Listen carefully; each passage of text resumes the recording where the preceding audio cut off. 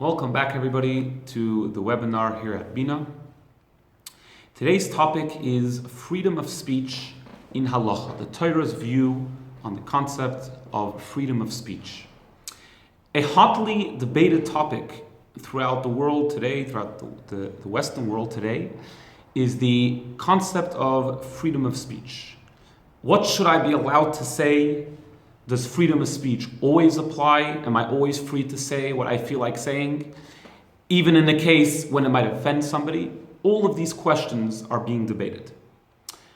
I will not be talking about a political position or anything like that. Rather, I would like to give Torah's view, or an overview of Torah's view on this topic, what we are allowed to say and what we are not allowed to say.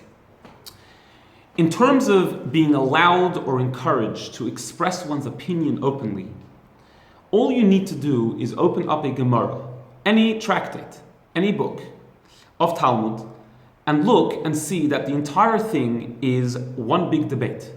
Everyone is constantly debating, everybody is constantly expressing their opinion in matters of Jewish law. In fact, the concept of debate and the concept of one expressing their opinion in Jewish law is vital to the continuation of halacha, to the continuation of Jewish law. The sages, the judges in the high court would debate a subject. Each one needed to express their opinion, and it was ruled by the majority. But in order for that system to work, everybody had to express their opinion openly and honestly. I don't even need to bring an example of this. This is just the entire Talmud. It's one big debate. We find even more than this, not only regarding things of Jewish law, but even regarding world events, the sages would express their opinion. One example of this is the famous story of Rabbi Shimon bar Yochai that is told on Lag BaOmer about three sages that were sitting together, Rabbi Yehuda, Rabbi Yossi, and Rabbi Shimon bar Yochai. And they were discussing the Romans who ruled Israel at that time. And Rabbi Yehuda started off the conversation and he said, how admirable are the deeds of the Romans. They made marketplaces, they have made bridges, they established bridges and established bathhouses. They have upped our value of living. They have made tremendous things in the land of Israel. Rabbi Yossi didn't say anything. And Rabbi Shimon bar Yochai answered him and said that they established all of these things only to serve themselves. It was not to benefit the land of Israel. It was not to benefit the Jewish people. It was all self-serving and selfish. They made bathhouses in order to beautify themselves. They built bridges in order to collect tolls and taxes in order to increase their riches. So we see over here two extreme opinions of Rabbi Yehuda and Rabbi Shimon, both being expressed very openly. Now, Rabbi Shimon landed in a cave for 12 years, hiding because he expressed his opinion, but we don't find anywhere that it was a bad thing to do. He was just punished by the Romans because it was an unsafe thing to do, maybe, to express their opinion at that time. But just to point out that this was not a bashing Roman session, there was obviously a very important reason why Rabbi Shimon bar Yochai was expressing this opinion, because he was worried. He was pointing out a danger. Rabbi Yehuda was saying how the Romans are nice to us and they're good for the Jewish people, and that might lead to just being comfortable with them and not being worried of the danger that they pose. Rabbi Shimon wanted to ensure that the Jewish people knew who their enemies were, and therefore they would be ready to combat that threat. Which leads me to my next point, that although debate and expression of opinion within the Talmud is greatly encouraged and in Jewish law in general, however, there are guidelines to this freedom of speech, so to speak. Maybe you will ask, how can there be guidelines to a freedom? But the truth is that true freedom can only come with guidelines. Judaism believes that in order to be truly free, you need to give yourself over to a higher moral code decided by God and not dependent on what I feel like doing. If I can do whatever I want, or I can say whatever I want, that doesn't mean freedom. That means that I am trapped within myself. I am trapped within my own desires and cannot transcend that on any level. Only when I give myself over to a higher moral code, to halacha, to Jewish law, then that's true freedom. I'm free from myself, I'm free from my impulse, and I'm free from my desires. I am free to listen to God and to do what God wants. So yes, of course, we have the freedom to express our opinions, but that freedom, that allowance to express our opinions and to say what we want is under certain, may I say, pretty strict guidelines. The halachas of speech, the Jewish law about speech, can be divided into two. There is speech regarding another person. So the person which I'm speaking about is not present. I'm speaking to other people about that person. But then there are also laws about speaking directly to a person, how you are supposed to speak. Speaking to the person directly goes under the subject called noas dvarim, causing somebody pain based on something that I have just said. About another person, that's generally referred to as lashon hara, rechilus, moitzi shemra. All these things mean something else, as we will discuss on Thursday, that second category, about another person. Today, for the remainder of today, what I wanted to discuss is the laws of speech when you're talking directly to a person. The Gemara tells us that hurting someone, causing somebody pain through words is worse than stealing their money. Because when you steal their money, you're only stealing their money, you're not stealing them. When you pain somebody through words, you're actually doing something directly to the person.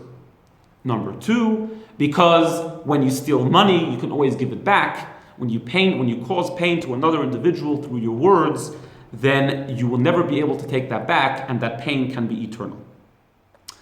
That is a general rule, that one is not allowed to cause pain to somebody else through their words. However, there are many examples that our sages bring in the Talmud, brought down in Jewish law, that fall under this category, and I want to mention a few. One of them is causing anguish to a shop owner. If you walk into a store and you have absolutely no intention of buying anything in this store, and you walk over to something and you ask the owner, how much does this thing cost? And the owner answers you, and you just walk away because you had no intention to begin with, even before you ask the question, to buy it. That falls under this prohibition of causing somebody pain through your words. Why? Because when you walked into the store and you asked about a price about a certain thing, you gave the owner hope, you got him excited that maybe you're going to buy something, and then you actually had absolutely no intention to buy something at all. Obviously, if you do have an intention to buy something, and then after hearing the price you decide that's too expensive, that's fine. But we're talking about a case when you walked into the store without any intention whatsoever to buy something. A classic example of that would be, if I went to store number 1 and I bought a watch, and then I wanted to decide, did I actually do a good deal here? Did I pay the right price? So I'm going to go into another watch store purely for the sake of finding out how this store, on what price does this store sell that watch. I have no intention of buying a watch in the second store. That is called a noas dvarim, that's causing pain through your words, and that is forbidden to do so. Another reason why it's considered causing pain is because it may devalue the object in the eyes of the owner. The owner might have been very excited that they own a watch which is so valuable, and since you walked in and asked for the price and you walked away, then that might cause the owner pain that their item is not actually of that value. Of course, again, if you do have an intention and it is too expensive for you, there's no prohibition at all of not buying it. We're talking about a case when you went in to begin with the intention of not buying that object. Another example of causing pain to somebody else through words, which is brought down in Jewish law, is reminding someone of their past negative deeds. If somebody in the past was a thief, and they've stolen, but they've repented and they've totally returned everything they've stolen and then they haven't done it again, it is forbidden to go and remind them, do you remember 3 years ago when you were a thief? The reason is obvious, because you have caused them pain through reminding them of their past negative deeds. The Gemara takes this a step further and says that you shouldn't even say a word which may cause pain indirectly to that person. For example, the example which the Gemara brings, if somebody's family member was hanged in the times when those type of punishments used to happen, you are not allowed to even say the word hanging in front of that person, even in a totally different context, like I want to hang my fish because on the wall to dry, because that word may cause anguish to the person which is hearing it. Another example is when it comes to knowledge. It is forbidden to ask somebody a question that you know that they will not know the answer to. It is forbidden to go over to somebody that you know does not know the laws of Shabbos, for example, and ask them, what do I do when this happens on Shabbos? And you know that they don't have the answer. That just causes unnecessary anguish, and it is forbidden to do so. Even more so, you're not supposed to even ask your teacher a question in something that you're not learning at the moment. Because since the teacher is involved in this subject at the moment, it is forbidden to ask them a question about something else, because maybe their mind is not involved in it, and therefore will cause the teacher pain because they did not know that subject. Another example is the idea of nicknames. Calling somebody a name that that has a negative meaning to it, or puts down the person, or a person finds offensive, is actually so bad that the Gemara says that that is actually one of the causes that somebody will lose their share in the world to come for doing such a thing. By calling someone a name that causes them pain, that is another example of speech that causes somebody pain, which is forbidden. In summary of what we discussed today, of course we're encouraged to debate. Of course, we're encouraged to express our opinion, especially when it comes to matters of Jewish law.